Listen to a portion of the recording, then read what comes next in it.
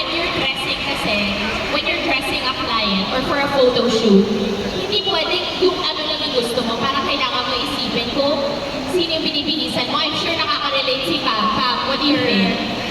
Hi. Yes, super. So Bea, as you can see, is one of the people we have a really good styling relationship with.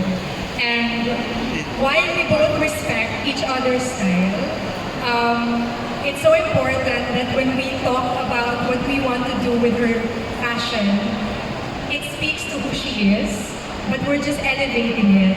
So we're just adding what I know in terms of proportion. Refining it na lang. Exactly. Collaborative. Yes. She has to, at the end of the day, as a stylist, you can't force people to wear anything they will never be comfortable with or in. Because hindi yun, it's gonna show.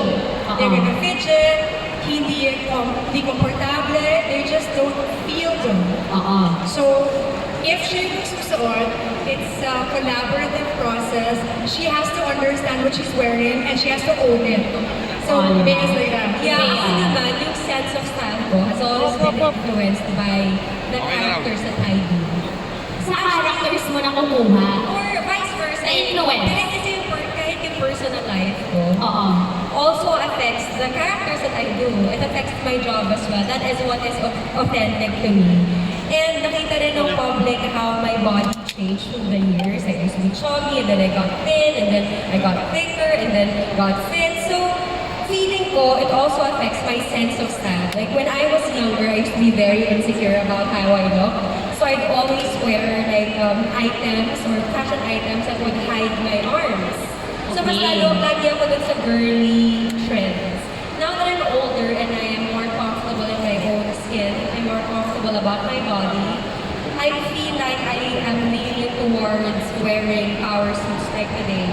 I am more into androgynous looks. I am more confident, and I've always felt like fashion is about expressing yourself. Tama.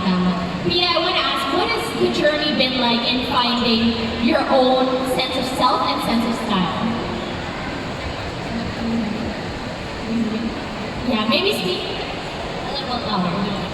Well, as Bea was saying, that your sense of style evolves as you evolve based on your life experiences. So I think that my style has evolved, when I started college, started to work, became a mom, started my own business. So I feel that my style has really evolved together with my life experiences. And I think all of you can sort of say the same, right? Agreed, yeah. Like with me now, it's always about, yes, it has to be stylish because it's who I am and it's part of my job, but I need to feel comfortable in it.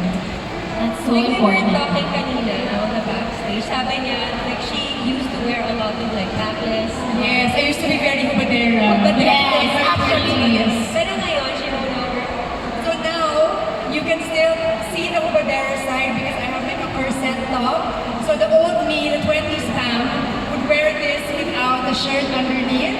But then, obviously not 20s Pam, not revealing my age, is wearing a shirt underneath with the same kind of vibe. And it's still fun and sexy, I Yes, would say. and it still gives your own personal twist to the item. Yvonne, I want to ask you, how have you discovered your own personal style throughout the years? My personal style has always been laid back and casual, but over the years, it's evolving. Like, it depends on the trends, but I'm usually on the loose side. But crop top has always been my go-to since I was 18 up to now. Even if, you just have to love what you're wearing, and you have to be confident in it. It doesn't really matter what era you're wearing or what trend you're wearing, but it's really like how you express yourself. Like, So true.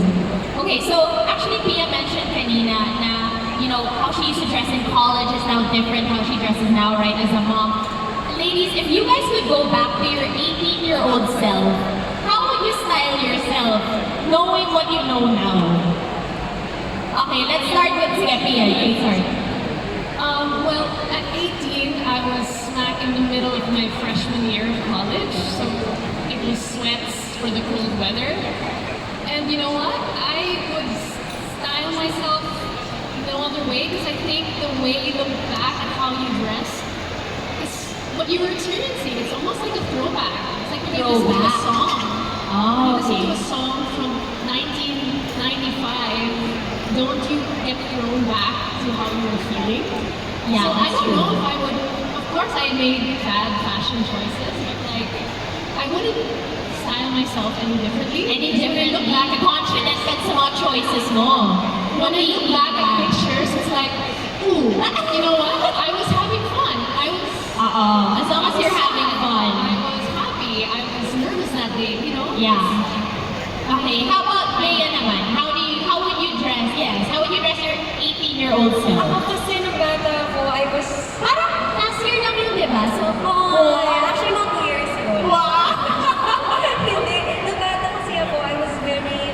I guess because I was doing a lot of melodramatic teleseries and movies. So parang masyado akong seryoso. So if I were to style my 18-year-old self right now, feeling ko mas magiging unapologetic. I would style her with different colors, different trends. Because after all, fashion is all about having fun. True. And I felt like hindi ako masyadong nag-enjoy nung bata ako. So baliktad, now I am enjoying more now. Oo, mas confident ka na to experiment. Yes. And like before, kasi I would always think about how other people would perceive me if I wear a certain trend. So now I care less about how people would perceive me. Ako baliktad. Ano? When I was 18, I was so experimental. I was in college, height of Sex in the City. So I was wearing stiletto heels every day. Grabe. I Sa in college, campus? sa campus. Malabad. Tiis ganda. Super. So the idea of tiis ganda in fashion has always been with me. So kind of baliktad kasi during the time, I was always about, parang na-awaken sa akin yung idea of fashion. So I wanted to keep experimenting in the fashion sphere. So from heels to like bangles, name it. More is more. More is more. Okay. And then now, I think I've tapered down to what really is essential.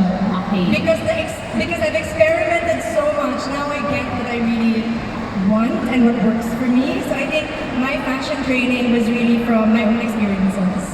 Okay, so speaking of medyo throwback, pero huwag na tayo review ng age. Parang yesterday lang naman. When a time, can you guys bring us back to a time when fashion was not as accessible as it is today? How has that been like for you? Let's start with Yana. When I was growing up, the only source of fashion and inspiration that we had was magazines, like print magazines.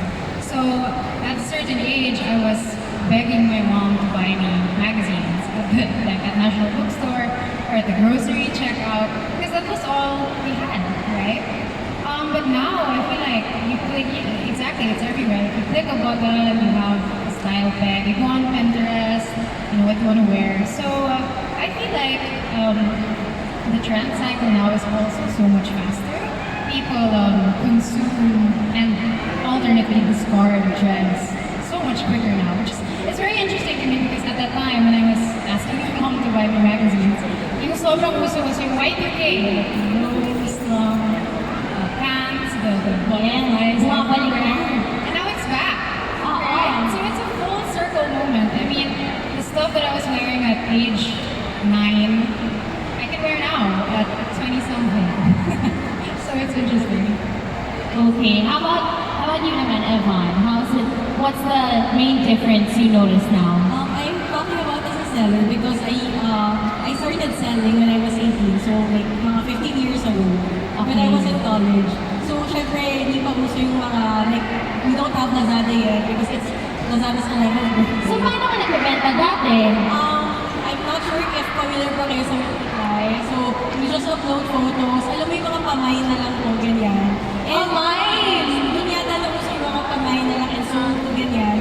But really before, wala pa yung mga reviews And it's a matter of trust lang because you don't know the seller, you don't know the buyer.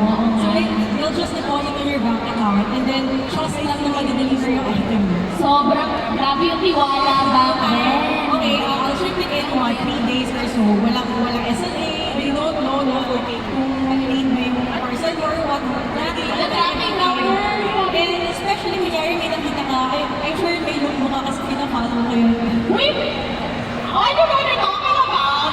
I think it started in the scene like 2 years ago. When you have lookbook before, parang, oh, I want that. And then you'll have to figure out like where to buy it. Yun, kasi hindi mo pa matatag yung brand Pupunta ako natin. dito, pupunta ako dito. Parang even if they say the brand, parang saan kaya ako pupunta? But with Lazada right now, search mo lang, and even so with Hasbro, lagay mo lang summer. Di ba? Parang lahat na the best na for you. So, and then meron pa silang mga parang interesting ideas. Lahat there from blazer to shoes. Style na. Style na parang if you have not much time, for example, me, I'm a mom now, I'm homeschooling. Sobrang tamad ko talaga. So meron kaming summer trip 2 weeks from now. Nilagay ko lang summer. Tapos kung ano yung makita ko, tapos syempre sandals. Bea, you were to say? Nag-promote! O, di ba? Nag-promote yung sandals niya. At na-card mo mo, 80% off.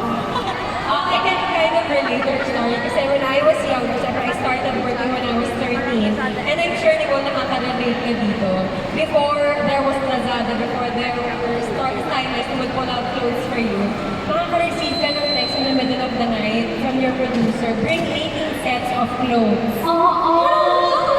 Tapos ganito pa, parang kunwari, dalawang pang-mall, dalawang duster, dalawang... So sabi ko, oh my God, so I would ask my mom to do the shopping for me kasi I was still working at that time. So nasa taping ako, my mom would go to the mall to shop for clothes for me for my taping the next day.